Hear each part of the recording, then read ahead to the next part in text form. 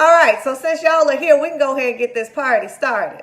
So this morning, well, first of all, happy back from Labor Day. Happy back from, seemed like all these important people done died, passed on, all these things have happened. So R.I.P. Aretha Franklin and Senator McCain and President Trump's career, all of that. But this morning, we're going to talk about your financial blueprint. We started on Friday discussing a few things. I don't know if you did your homework or not, but we're going to go back over it just in case. There's a few things that determine the way that you think about money. Now, from a spiritual perspective, I feel like we all come here with a spiritual discernment and understanding that is planted in us. That is our spirit. That is our connection to God. But money doesn't work the same way. We do not come here spiritually and financially connected. And so what you have learned or observed about money has come from your lifetime and your lifetime's experiences and the things that you have seen, heard, and the specific incidents that have surrounded your life as it relates to money. And so this book we're going to talk from today, Secrets of the Millionaire Mind by T. Harv Eker, is one of my favorite resources because he points out and shows the difference between how poor people think and how rich people think. And what we don't realize is that there is a difference. There is a stark difference in how the thoughts are processed, in how the monies are invested, in how it is felt about money. And so all of these things play a role. But the first thing that we have to do is first discuss what you heard about money. Because we can't just pick you up from where you are today and take you somewhere pretending like who you are and where you've been and how you got here today doesn't matter, because it does. And so take a minute, if you didn't do the homework over the weekend, to think about what you have heard about money. This is called verbal programming. What verbal programming did you hear? Did you hear money don't grow on trees? Don't ask me for that. Go ask your daddy. We ain't got it. What did you hear around money? Whatever you heard around money then makes a difference with how you handle money today. But what did you see about money? Did you see your parents organize their cash in their billfold? Did you see your mom spend and your dad save? Did you see your struggle of your parents trying to pay bills? What did you see around money? How did you see money be modeled? Did you see your parents sit down and pay bills, or did they just, when it was due and did you see red notices come in the mail? See, all of these things determine how we act now. For example, if you saw red notices coming in the mail when you were a kid, this makes you anxious. You likely have never had a late bill. You have always paid your bills on time because you are going to not duplicate the experience of your past. So even though you're doing it better, that is still affecting you. Does that make sense? The things that you are overcoming from your past are not going on right now, though. But you are still acting as if they are. And so the harms that have come our way and the lessons that we have learned are really just supposed to be lessons, y'all. They're just supposed to be lessons. We're not supposed to carry these things forward and be trying to fix them in us for years. But that's where many of us are, trying to fix our past in our present, hoping for a better future. But it really doesn't work like that. So let's deal with it right now, okay? So understanding your financial blueprint is extremely important because understanding how your financial thermometer works. For example, if you are a person who on average has a savings of about $10,000, right? But you can't seem to break beyond that threshold of $10,000, then that is where your financial thermostat is set.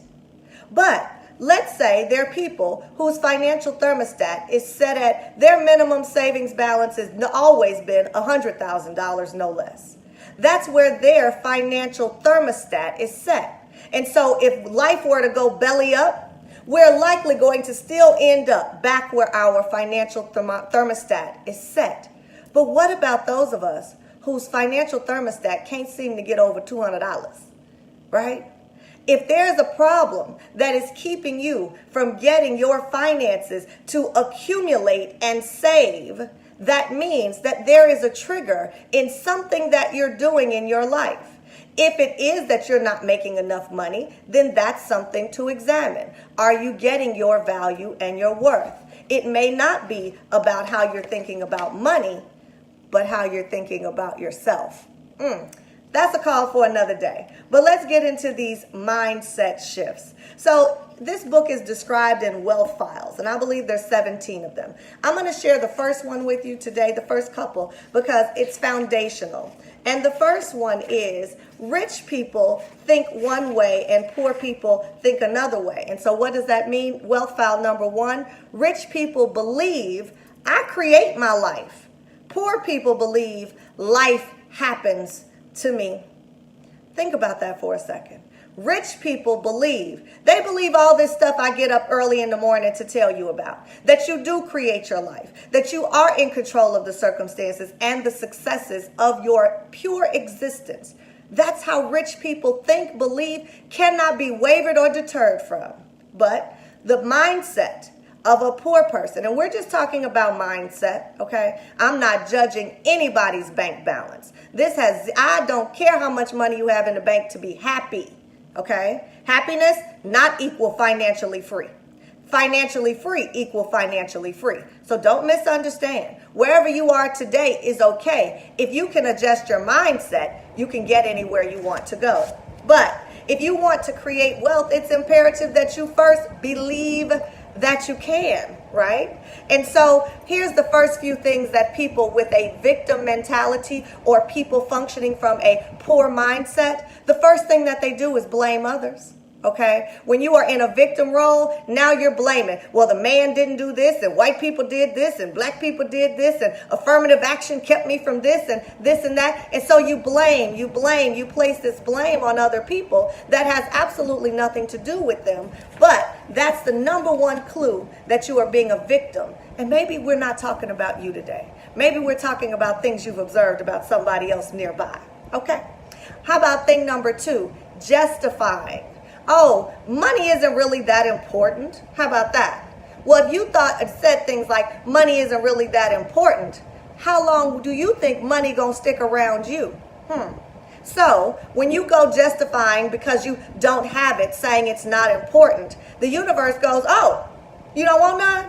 Oh, okay, no problem. Well, here's that car you need to fix, and here's that emergency thing that had to happen, right?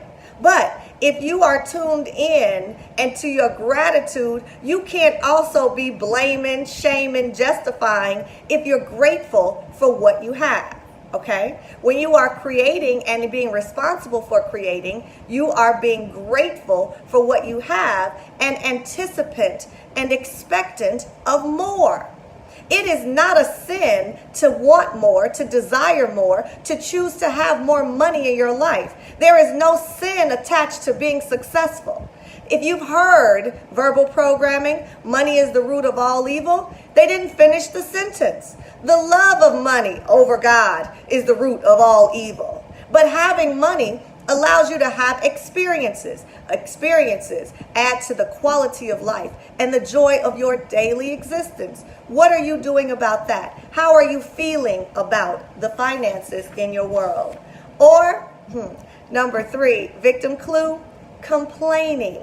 I just engaged a group for 7 days of no complaining. Could you not complain for 7 days? The people that I asked to do that yesterday had no idea that it was connected to their finances. But when you are complaining about the very money that you already have, you are sending that money right out the window.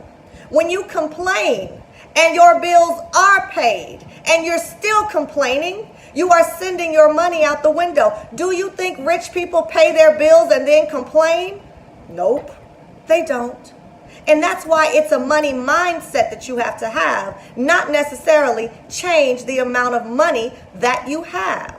If you change your mindset, the amount of money will automatically change. But if you keep doing these things, but still end up with a large sum of money, guess what's going to happen to your financial thermostat? It's going to go right back down. Anybody ever discovered these stories about windfall winners? Windfall winners always end up broke. Why? Because their financial thermostat is set low to where it had been before said winnings. So where is your financial thermostat set in your life right now? You know this by the fact that your bank balance just won't go above this place, just won't go above this place. Just, I get to here and then I don't got no more. I get to here and I can't save anymore. I get to here and it just doesn't seem to grow. Where is that right now, and what could you do to adjust it? Not in your outer work, but in your inner work.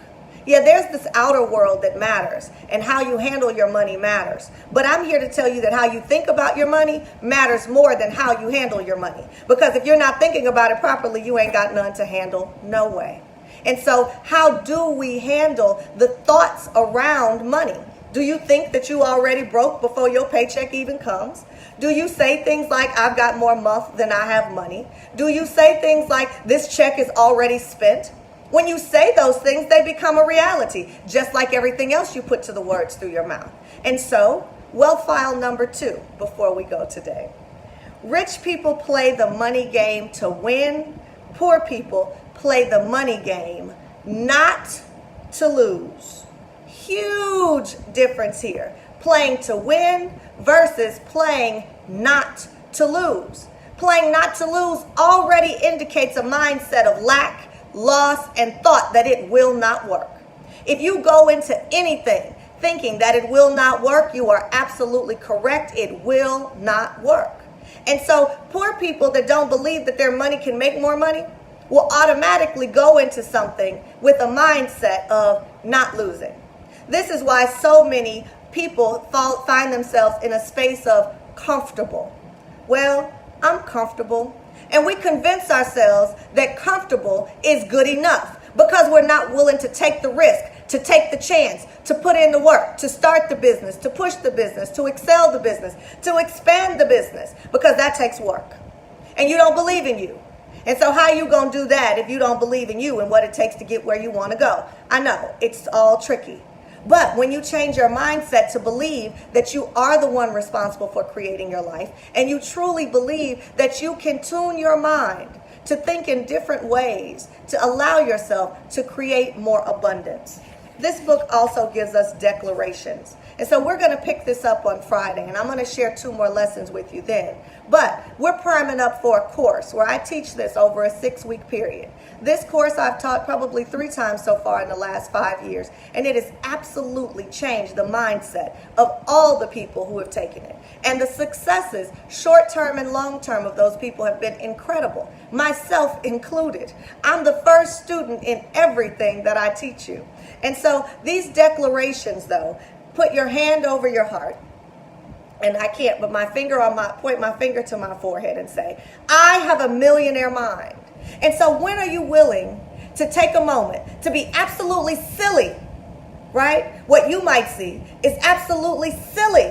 Why would I do that, Monique? I'm not standing in the mirror putting my hand on my heart saying, I create the exact level of my finances. Oh, you're not going to do that? Okay. Rich people do. And so, stand right wherever you are right now. Put your hand over your heart and your finger on your forehead and say, I create the exact outcome of my finances.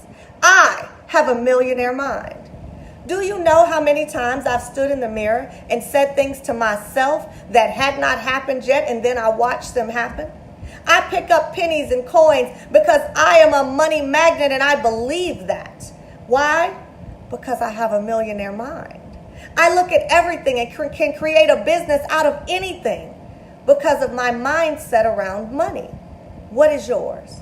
If it's not where it's supposed to be and you're finding yourself on the low end of the thoughts that I've discussed today, then you need to be aware and take this money mindset course. It's 6 weeks. It'll be the end of October. I haven't picked an exact date, but I will before Friday. So this is your opportunity to change it. Do not feel guilty about where you are today. Do not beat up on yourself for what you have done. But what you can do is choose to do something different. And if you are willing to stand in the mirror and proclaim to yourself that you have a millionaire mind, the universe might just hear you, cooperate, and give you a little bit more of what it is you're out here asking for every day.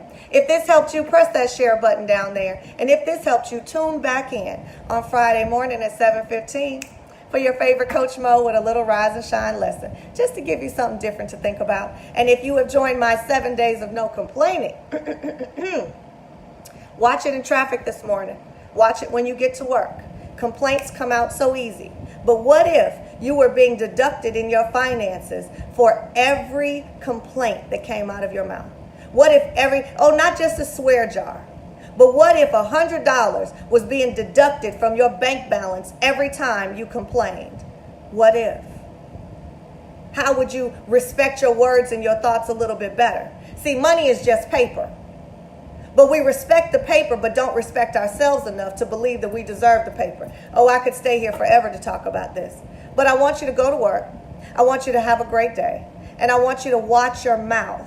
But by watching your mouth, it is first required that you watch your thoughts. So start there. Have a great day, everybody. I love y'all so very much. If weather permits, we're going to have meditation again this Sunday. So stay tuned. Have a great day, everybody. Share this message if you think you helped you or someone else you might know. And if you missed any of it, go back to the beginning. It's all live right now.